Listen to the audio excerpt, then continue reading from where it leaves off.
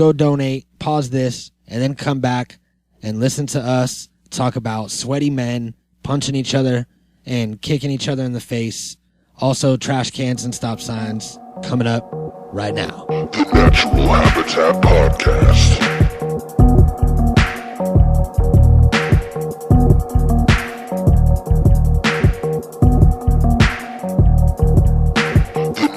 Habitat Podcast.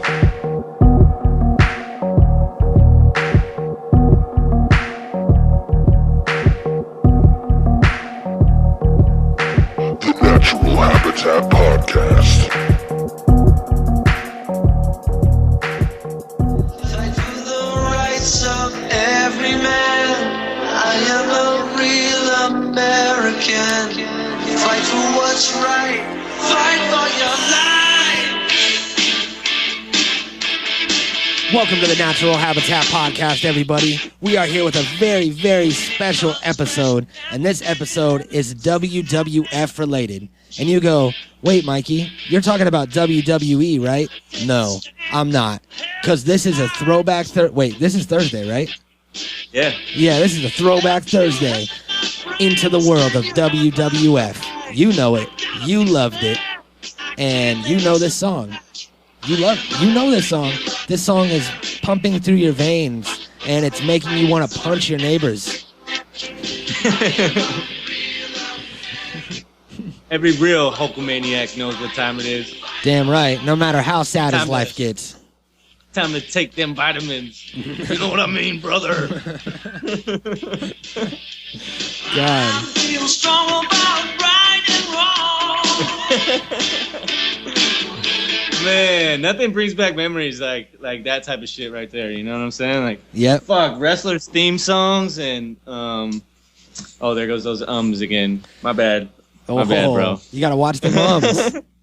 I know. All right, we'd like to officially introduce ourselves as Mikey Booyah and Unknown, and we'd also like to apologize for our likes and ums. All right, we're working on it. We're aware of our crutch words, and it's gonna get better.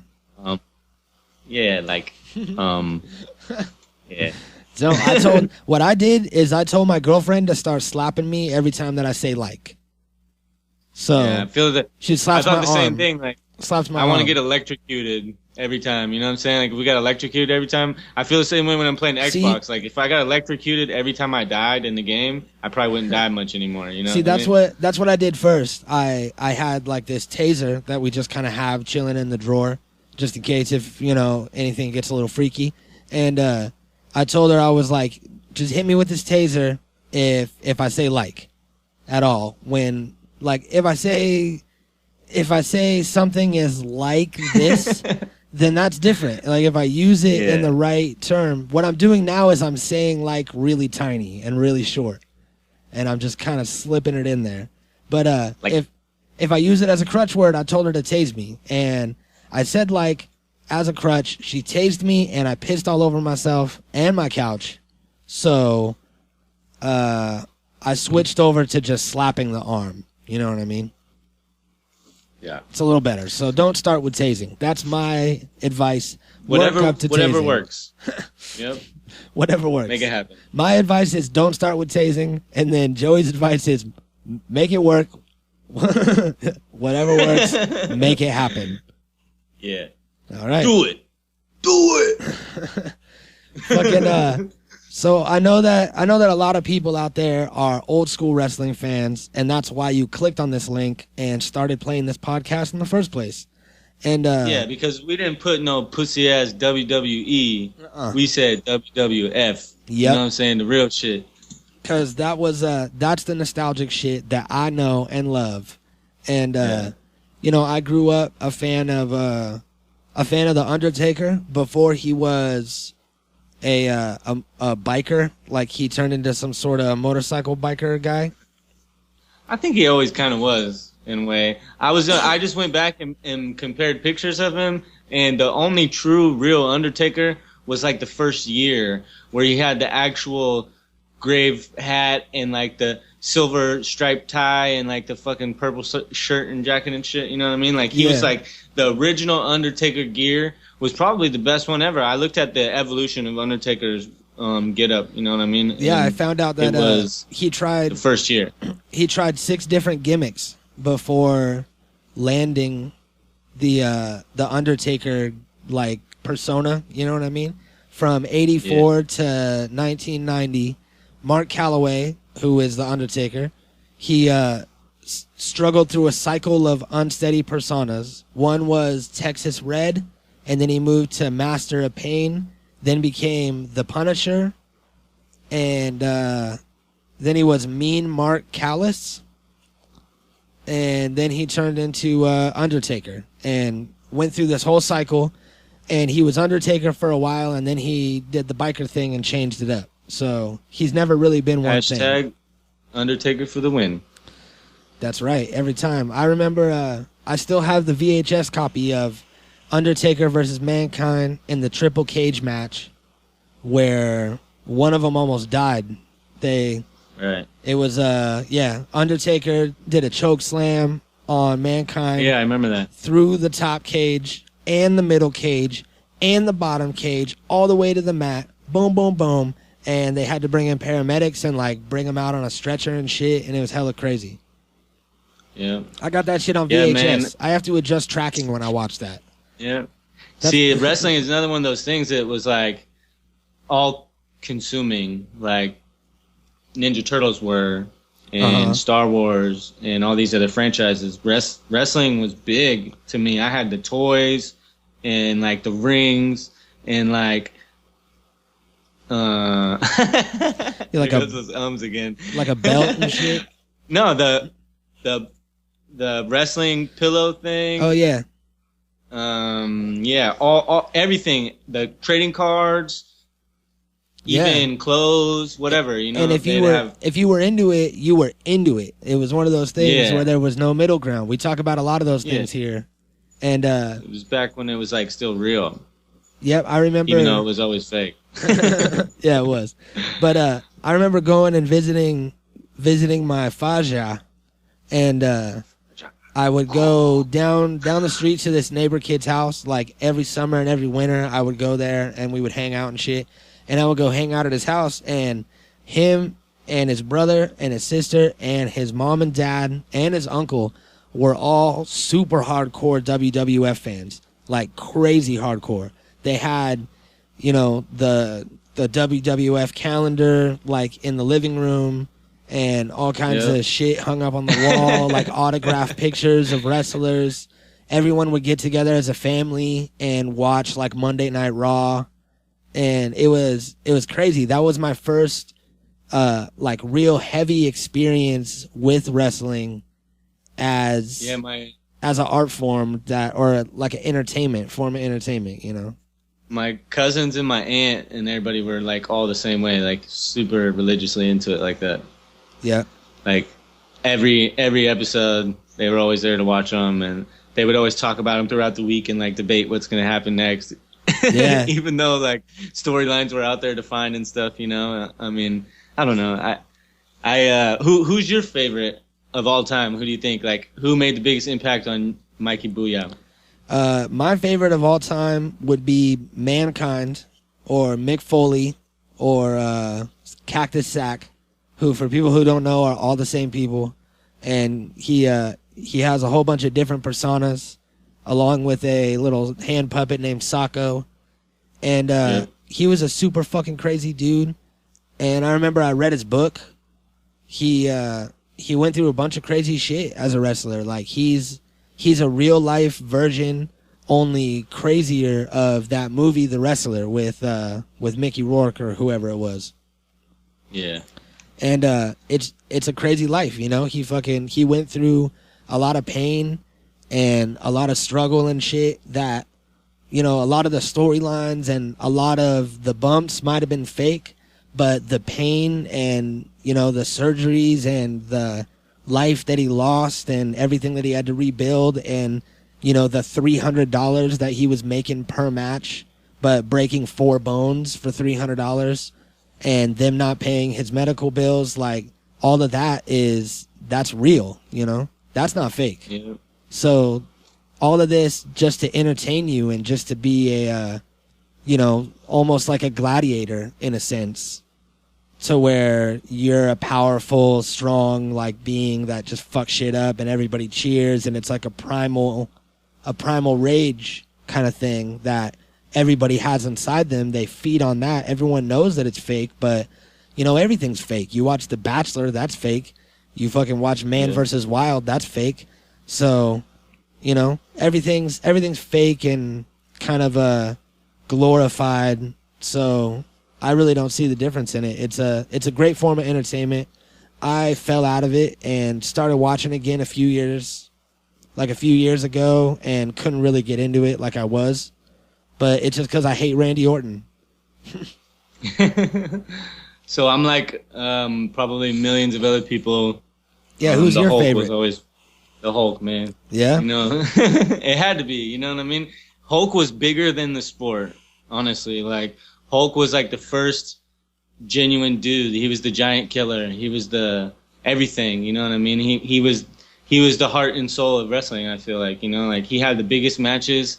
He carried the biggest weight in the sport. He was the biggest spectacle. It was always like a huge show whenever he came out, even early on, you know what I mean? He comes out and he does the flick of the wrist, and you know what I'm saying? And everybody goes fucking crazy, and he's out there doing his poses and shit in the middle of the ring, and you know what I mean? Like, he was so entertaining. Like, everybody would just go ape shit when he would walk in the building, you know what I mean? And he was a pimp. And early Hulk was like record setting shit, you know what I mean? And then later on, he transforms and builds the NWO, you know what I mean? And then does like the whole dark side character thing, and I totally identify with that too, from being a Star Wars fan and embracing the dark side, you know what I mean? And like, so it's like cool that he's had both. He's had the good and the bad, and then in the end, the good ends up winning, you know what I mean? And he comes back to the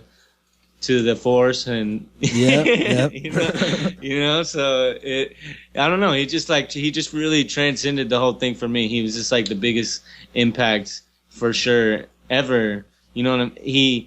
He would pick up and body slam Andre the Giant, you know what I mean? He did things that were like inhuman, you know what I mean? Like, he was like a real super character, Yep, he was a gangster. And the one thing that always spread out to everywhere in the world, no matter what, is that he would rip his shirt off, and at least at one point in your life, you've ripped your shirt off like Hulk Hogan and thought of him as you did it, and you also didn't make it all the way down to the bottom of your shirt. You only ripped the top and then just made a giant V-neck that looked really sloppy. And you couldn't do it like he could, because he was a gangster, and he also might have pre-cut his shirts a little bit. Do you remember? Do you remember Sid Vicious and his squirrel that he used to carry around all the time? Yeah, actually. I remember a lot of wrestlers like changing names and moving to other places too. Like, Kevin Nash used to be known as Diesel. Yep, that's right. Back in the day. And then like Razor Ramon became the other dude. What's his name? Scott Hall. Yep. He used to be the original Razor Ramon, and then it became somebody else after him. Somebody else became Razor Ramon. You know what I mean? So it's like, that's crazy. They thought they were pulling fast ones on us, but I never missed out on any of those. And the Big Show, you can't forget the Big Show. The Big Show was like huge. He kind of changed everything. Being as big as he was and being as mobile as he was different than Andre the Giant. He didn't have the disease. He was just a big guy. And he was really personable. He was like nice. He had a lot of movie spots and shit. That was another thing about Hulk Hogan, that he was like a friendly guy. He was an American hero. He fucking was in a bunch of movies. I remember he was in now I'm saying a lot. What the fuck? Are you saying like? Did we switch? Yeah, we switched it up. All right, that's good. That's better than Air 5. Better than nothing. Blam. So I remember he was in the Three Ninjas Moon Mountain thing, and the Three Ninjas franchise was a crazy ass off the hook thing back in the day that we should do a movie matinee, Saturday matinee about. But Hulk Hogan was in that. He was the shit. Big Show, he had the same thing. He was real personable. He was real nice. He was good at interviews. He was friendly. And that's what a lot of these wrestlers had, was they were heroes for people, you know, people that were into wrestling. Like, let's face it, we're not the coolest kids, you know? Yeah. It wasn't all the jocks and all the fucking prep kids that were sitting around talking about, you know, fucking Batista and Gold Dust and fucking all this shit. They were, you know, having their regular thing with their sports and their girls.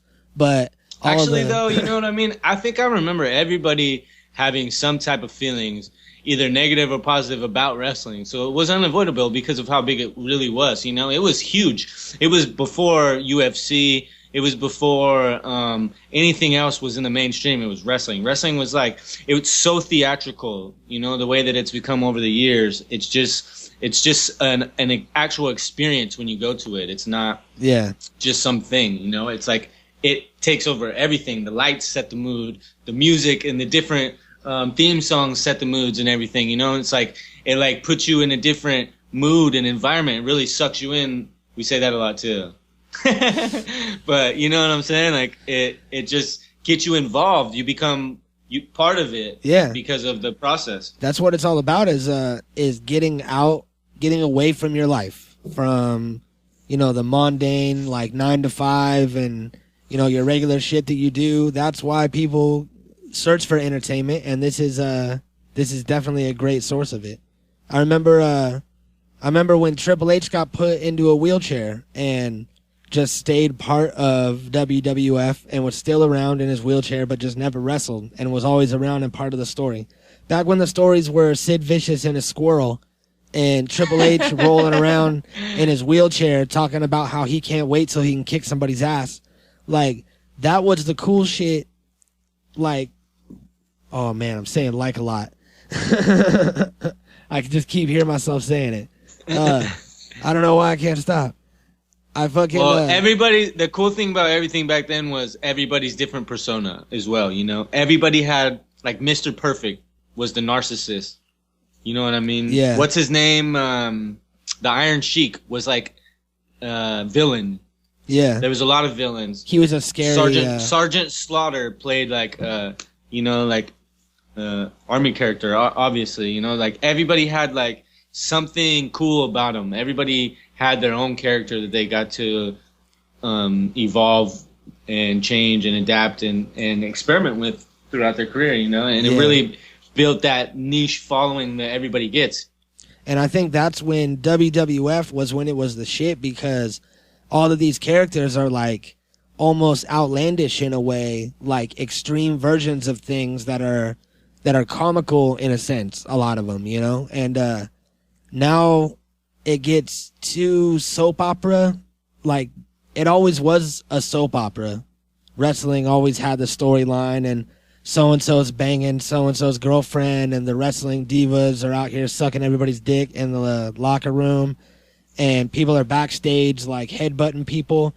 All that's made up. But I think that when I watched it recently in the future, when it was WWE, that there was way too much dialogue and talking and too deep of a storyline, like a soap opera thing that they were trying to get you sucked into. I didn't understand any of it because I hadn't been watching, so I didn't know who they were talking about, what they were talking about. Someone was like, "What about last Sunday?" And they stared at each other, and I didn't watch last Sunday, so I don't know. And they really should have elaborated it.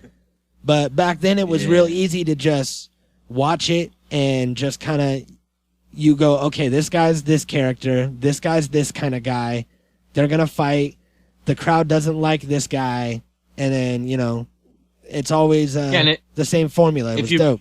If you really followed it, you knew everybody's history and everything too. You know who was rivals, and you knew like who didn't like who, and who was going to team up with who, and you could like kind of predict like alignments that were going to happen and everything like that. And I wanted to give a shout out to WCW as well, because at that time WCW was the same era.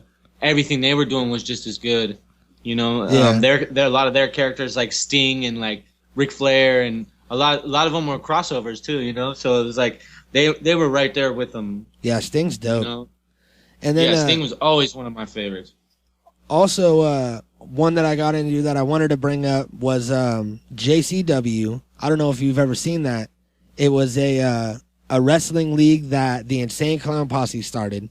And one of the best things about being a juggalo is the content that they provide. They have all different types of CDs and videos and shit. And say what you will about it, whether it's like stupid or weird clown guys, it's fucking off the wall and it's different and it's unlike anything you ever see anywhere else. So it's entertaining no matter what. Even if you're not a fan, you can watch their movies or listen to their music or any of it and be completely entertained. I got a laugh out of it for years.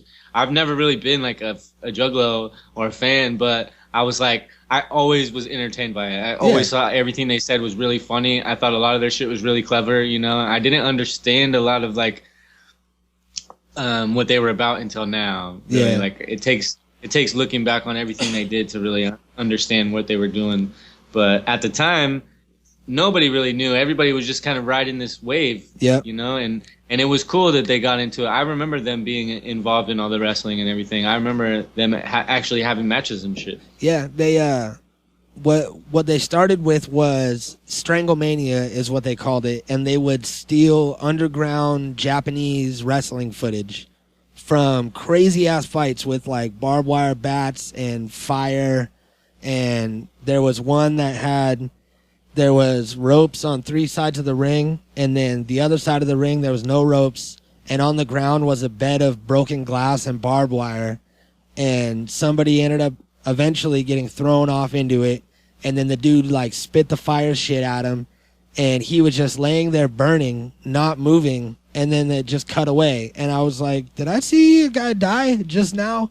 It looked pretty intense, and like his skin was burning like on his arm, and he wasn't moving or anything. He was just laying there burning, and then they just turned the camera off. So what they would do is they would take underground Japanese wrestling, and a lot of them were weird characters, like a guy dressed like a panda or whatever, and they would do commentary. They would take all the audio off of it, and then they would do their own commentary and pretend that they were there ringside, and it would cut to them, and they'd be like on a green screen.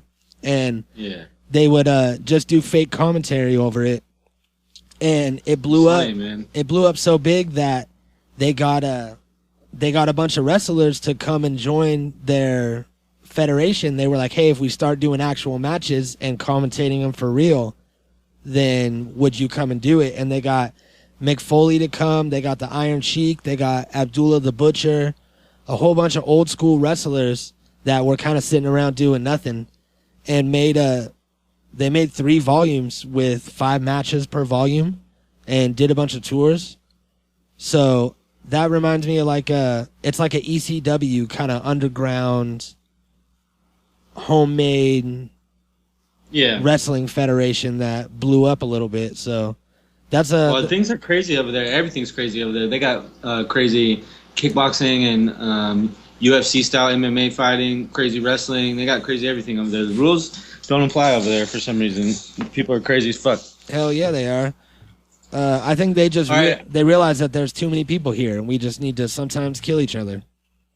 I got a list of wrestlers, all classic era wrestlers, greatest wrestlers of the 90s, and I'm gonna list off a bunch that should hit some people's feelers. Okay, I'm gonna take take bong loads while you list off this list of feelers. Yeah, let's punch some people out with these. Do it. All right, the Nasty Boys. Oh yeah. You remember the Nasty Boys were the shit. Marty Jannetty. Let's see. Val Venus. He was good. Harlem Heat. The Warlord. Yep. Brutus the Beefcake. Brutus the Beefcake Barber. Yep. Demolition. They were badass. I remember having their figures. They were old as fuck. I don't know them. I'm going to take a bong load every time you say one that I don't know. All right. X-Pac. Rick Martel, the Dudley Boys. Hold on. Tatanka, you remember him? Yeah. Tatanka was the shit. He was crazy, like the Ultimate Warrior style crazy. Tatanka. You know, like he was really good in that same era. I really liked him. Greg Valentine, Yep. Goldust. Goldust was a creep. He was so funny. Yeah, that was Everything weird. he did was funny. What a It was weird such character. A weird, Because it's like, yeah. I'm sure that a lot of these characters are like the WWF gave them to you when you showed up if you didn't already have it, because people changed a lot. So you show up, and how they just replace wrestlers with different people, but they play the same character. It must have been weird when Goldust came in for his meeting, and they were like, okay, check it out. This is what we're going to do. We're going to paint your whole body gold, all right? We're going to put you in a gold suit. Yeah. And he went along with it. The Big Boss Man. You remember him? I don't know. Does He, this, like, does this tell, played does like this a- tell you? He played a redneck cop. Hacksaw Jim Duggan. He was a beast. He was always a badass back in the day. He could hang with anybody. He could beat anybody. You know Yep. what I mean? I remember him. He would get beat a lot. He always brought his stupid 2x4 and his American flag and shit. Ken Shamrock was actually a wrestler for a while. Yeah, and then he was a he's the UFC? referee from the UFC, right? No, he fought in the UFC forever. Oh yeah, that's right. He was in the game. Diamond Dallas Page. Yep. Everybody DDP. knows him. The Honky Tonk Man. He made his own DDP made his own wrestling move, right? Wasn't that a thing? Or was that just Yeah. his initials? The Diamond Cutter. Yeah, that's right. Arn Anderson was part of the Four Horsemen in WCW. Man, He was a badass. I have no idea who that is. Do I have to take a bong load for all four of them? People out there will know, you know. Some of the real fans will know. The Big Show, we already said. The British Bulldog. The British Bulldog was dope, and he was around forever. He went in both sides. He was in WCW and WWE. Or WWF. Fuck. Yeah, man, we're in the Jake past. the Snake Roberts. Yep. Jake the Snake was a G. Man, this is bringing me back. Yeah, I'm sure it's bringing everybody back. I gotta pull Eddie out. Guerrero. Bam Bam Bigelow, dude. Bam Bam Bigelow's fat ass. He was crazy. He was sick. He used to like sit on people and shit. He was cool. He used to smash them in the corner of the ring and everything. Crazy ass Chris Benoit, the guy who killed his family. Oh yeah, that Yeah, Canadian crippler. that's pretty crazy. That's right. That's what they called him. Yeah, it's crazy, man. Crazy. Lex Luger, I remember him. Yep. Owen Hart. The Steiner brothers, Rick and Scott Steiner, they were the shit before Scott Steiner turned all fucking weirdo and porn star. Well, it happened to the best of them. Yep. It Kane, can't forget Kane. Was Kane the Undertaker or not? were they the same person? They were brothers, right? Yes, supposedly. I don't know. But I were was always they- tripped out. Like Yeah. they were always exactly the same. They had the wrist in the air thing, and like they would come back from the dead, and fucking nothing could hurt them and shit. Right? I wonder, because I don't ever remember. I want to say that I saw them together. Yeah, I think so too.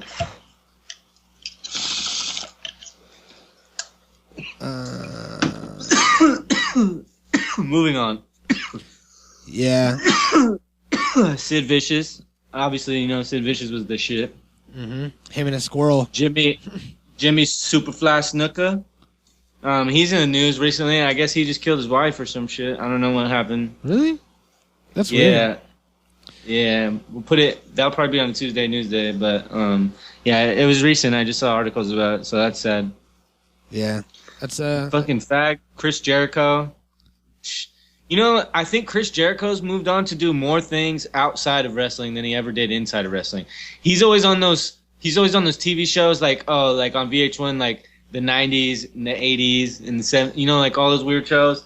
He's always like one of those commentators on VH1, basically, and they like the E channel and shit. And I've seen him on way more of that shit than the actual wrestling. Yeah, it's like it's got to be all the steroids that fucking makes all these wrestlers kill their families.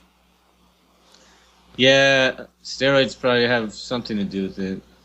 I would just, if you're out there and if you're thinking about doing steroids, only do half the steroids that you were thinking about doing. Can't really blame it on steroids though. These are mentally unstable people, dude. The type of people that kill themselves or kill their families and shit are just not fucking capable. There's something wrong with them mentally. That they need help. You can't just blame it on steroids. I'm sure steroids fucking boosted it up like it did everything else in their life. Yeah. But at the same time, you can't blame mental defects on shit like that. There's no links to prove it. You're right. Anyways, here's another one that everybody should remember. And a very nostalgic wrestler was Yokozuna. You remember him, the sumo wrestler? Yeah, I do. He was huge, dude, and he was badass. You know what I mean? He was like a real sumo wrestler. It felt like he was like, and he whooped some people's asses back in the day too. Rey Mysterio. Rey Mysterio was dope. Triple H. Here's Scott Hall. And it does say right here that he did play Razor Ramon. And all that. And then did the NWA with Kevin Nash and Hulk Hogan and everything. And yeah. There's a lot of wrestlers were basketball players and football players before they started wrestling. Yeah. And just people that never went pro. Is your house on fire? What was that noise? I dropped the ladder. Oh, all right. Everything's cool. Rick Rude, the sexiest man alive. Rick Rude. Yeah. He was like a stripper. Something. Mr. Perfect. We said that earlier. Yeah. The $1 Million Man, Ted DiBiase. Every rapper's talked about him. Ricky the Dragon Steamboat, who was like the Bruce Lee of wrestling. Rowdy Piper. The Road Warriors. The Road Warriors were the shit. They had those football shoulder pads with the spikes on them. The red ones. That's right. Good old Cactus Jack's on here. Van Vader. You remember Van Vader? No, I don't. Shit. Damn. You better look him up. Van Vader, dude. Look up Vader. He wore the red and black suit with like the red S&M mask on his face. So what was what do you think was he did the power bomb and the moonsault. What do you think first of all, what do you think is your favorite wrestling maneuver? Figure 4 leg lock. Figure 4 leg lock? Yeah. Yeah? That's a good one. Even though it was total bullshit, it was a great move. When they acted it out, it looked like, it was really hurting them and shit, you know what I mean? But, they didn't do shit. Yeah. I'm going to say that mine is the camel clutch. Yeah, that was a good one, too. For the same reason. It looked amazing. It was funny. Yeah. Sit on their back, and you got their jaw Yeah, hold their arms back with your legs. Yeah. Being all dramatic, looking around with your tongue out of your mouth, like, yeah. Yep. Yeah, that's good times. And then, what is your most memorable wrestling moment that you remember from, back when you were a kid, when you were watching?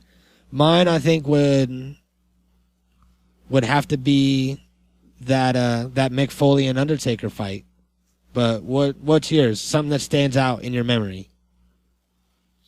Mine were more like classic matches, you know what I mean? Like I wasn't a big fan of all the theatrics with like the cages and like the using of the chairs and like all that shit. Like I didn't really care about any of that shit, because ultimately those never decided matches. Matches would be like disqualified because of that type of shit. You know what I mean? So it was like none of those things really mattered to me. It was like the crazy matchups for me is what really hit home. It was like Hogan versus the Ultimate Warrior, or like, like Hogan versus Macho Man, or like, other ones in the WCW like Sting, and who else? I don't know. There was a lot of crazy matchups, really, to me, that really felt like the things that stuck out the most. And then some moves, like I remember the flying Brian Hawaiian. What was his name? I can't remember his name. Flying Brian or whatever his name was. Like he just had some crazy aerial moves, and like, you know, like a lot of them just had like signature things that, you know, when they came or when they were about to happen, that was like the apex of the match, you know, like the climax and shit, you know. It was like you knew things were coming and what to expect, and it added for like a lot of dramatic shit. And then when it was like a super build up, like with the big characters, and then they finally meet up, you know, it's like it was just some crazy vibe in the air during those matches, you know. You just never knew what was gonna happen, even though everything was pre-planned out, you know. Yeah, and I think that this fight, the Mick Foley and Undertaker match, had that feel for me because those were my favorite wrestlers at the time, and they were rivals. They were battling each other, and it was just a crazy ass fight. Like it happened. It just happened to have 3 cages and a bunch of extra shit. But that's not really why I like it. I liked it because of the build up and because of the storyline of my 2 favorite wrestlers coming together. Right. And it was in 1998. So I was 12 years old, which is ideal time for soaking in wrestling. Right. I was all about it. And then, you know, when I looked back at it as an adult, when I read Mick Foley's book, he was talking about it, and he said that a lot of the pain that he received was from his own will. Like he would go to fights and he would say, you know, I want to do this, get this chair, like do this. And they didn't have that planned out, but he was like, it'll be cool. The crowd will love it. I know it'll hurt, but it'll be all right. Like I'm good. And he had the idea of taking the bump through all 3 of the cages, and they were going to cut the fences so that it would break through. And even with it breaking through, it was stopping the momentum a little bit, but that's a really heavy bump that he's taken. It's fallen from a 2-story building on his back on a mat, you know? So it's pretty crazy. He did that all on his own accord with full participation. It was his idea. He said, we're going to do this, and it's going to be crazy, and people are going to love it. And it's I just looked it up, and it said that it's the most wanted wrestling fight or wrestling match in history, that people just are constantly searching for the DVD or the VHS of it or a copy of it because of how fresh it is. And it's like, I don't know if it's in history, but I think it's in the King of the Ring genre or something like that. I'm not sure. Yeah, so that's the cool thing about their universe, the WWF, WWE, WCW universe, you know, is that everybody, like me and you, have such different tastes. There's something for everybody, you know, and we're a perfect example of it. You know, like those were your favorite matches, and those were your favorite wrestlers, and you know what I mean? Those things culminated into that experience for you. That was, you know, and so everybody got to have like an experience just like that. Yeah. Up to par, up to the same type of experience, for sure. Yep, it's dope, man. Wrestling definitely has a nostalgic value that's off the hook for a lot of people. I think that we're not alone, and that I think that a lot of people are crying at this point by now, and just remembering the good old days when they used to have their ring and their dolls and their like pillows that were shaped like big round wrestlers, and their little action figures that they would just smash against each other and jump off the top rope and commentate the fight. And you know, I don't blame you. I'm crying too. I've been crying this whole time. I've learned as a broadcaster to be able to talk and enunciate through my tears. Well, here's some funny mic mishaps from WWE. All right. Sid, I've got a question for you. We all know that you can bring the heavy offense, but there are a lot of skeptics that think that perhaps you can't take it. that you can't take the punishment that Diesel will give you tonight. How do you address those skeptics? Well, the skeptics and all the people have a little bit of... Let me do this again. Oh, it's live, Hal. Sorry. Liz, congratulations on being on Team Daddy. Johnny. And if you lose, we will ban you from the Summerfest. He'll be banned from SummerSlam, is what you're saying. SummerSlam. SummerSlammed out. Making his way to the ring, being accompanied by Hornswoggle from Long Island, New York, weighing in at 214 pounds, Long Island IZ, Jack Swagger. Lillian is actually Zack Ryder, but nonetheless. Green Bay, Wisconsin! What's up? R-Truth, we're in Milwaukee. We're in Milwaukee, not Green Bay. And then fast forward 30 years later, WrestleMania 30, right here in the Silverdome. I can't believe I'm the special host here for WrestleMania. Hulk Hogan doesn't even know where he's at. Nope. I'm sorry, it is the Superdome, brothers. There you go. I'm sorry, brother. To vote for these beautiful young ladies, you have to vote. Go to WWE. Dial 86946 and vote for your favorite Diva Search contestant and text message your favorite Diva Search girl. And do her name. Another man who's been waiting anxiously with anticipation. His name is Jeff Hardy. Gentlemen, as you know, the Ultimate Warrior. Oh. Yes, you can wear any Halloween costume you want to. But you know and I know that you're only half the man that I am. This is crazy. Half the brain that you do. I have half the brain that you do. But week after week, they tried to make me look like a jackass. Good times, good times. Oh man, that's fun. Now I need to watch some wrestling now. It's like, Yeah, Sid Vicious was kind of a tard. yeah, it seemed like all of those people were struggling through whatever it is that they were trying to say. Like the guy that was trying to tell people to text your favorite diva 42, her name, diva name.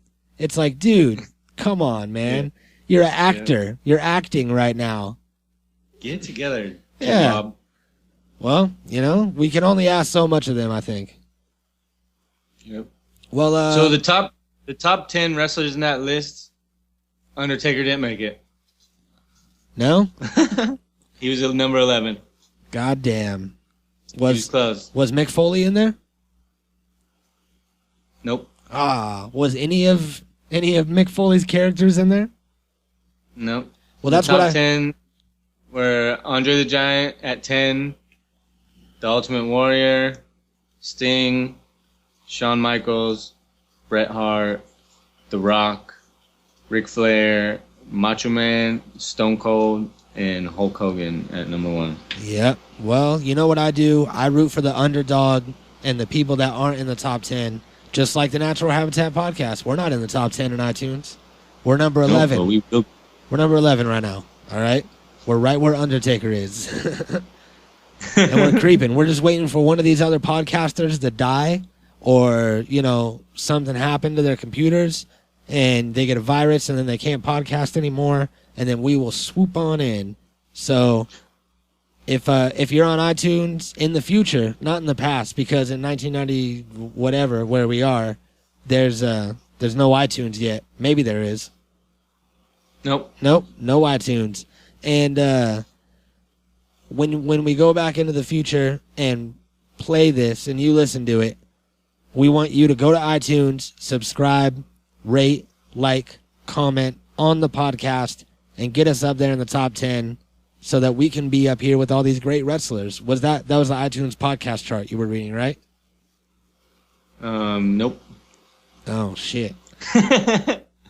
Well, do that anyway. Do that, and then also vote for Brett Favre. Yeah. Wait. For whatever reason. Yep. Definitely not Donald Trump. Don't vote for Donald. Don't vote for Donald now? Yeah. Now you're not for it? You were kind of for Donald Trump for a while. No. I don't know. I've seen Back to the Future. Well, we're about to go back to the future right now and head to Saturday, where we will see you guys next. So thank you for joining us.